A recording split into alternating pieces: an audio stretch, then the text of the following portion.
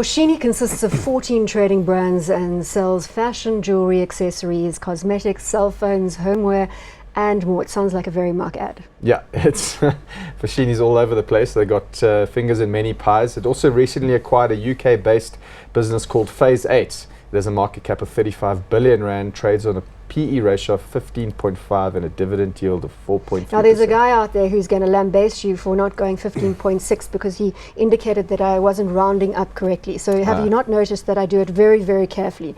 If you've got 15.56, I hope he doesn't lambaste me for it my comes collar to that keeps popping up. 15.6. No, your collar's fine. Don't worry. It's the decimal points they get really touchy if he's that about. touchy, you know. He's very touchy about But what the about decimal when points. the share prices changes on the day and then the yield changes? No, we haven't gone there yet. Okay. Anyway, let's come back to the show. We're talking about Foschini.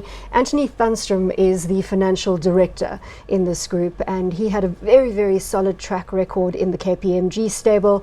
I think there's a solid management team really pushing this one in terms of its strategy. Agree with you on the management team. I think Truworths is essentially the Foschini is essentially the arch rival of Truworths, in that they are very similar companies. As we mentioned, they've also recently made a UK acquisition, a lot smaller in terms of market cap, and obviously that hasn't impacted them as much.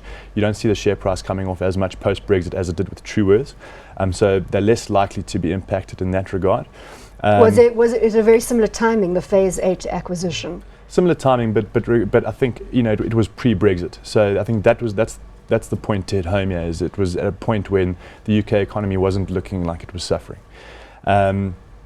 Over and above that, we have, obviously, they are a credit retailer, very much a credit retailer, as Truworths have become. And they do always speak to an endowment effect. So if we are in a rising interest rate environment, they do benefit from, I think what they quote is every 100 basis point increase in interest rates results in 100 million rand increase in earnings.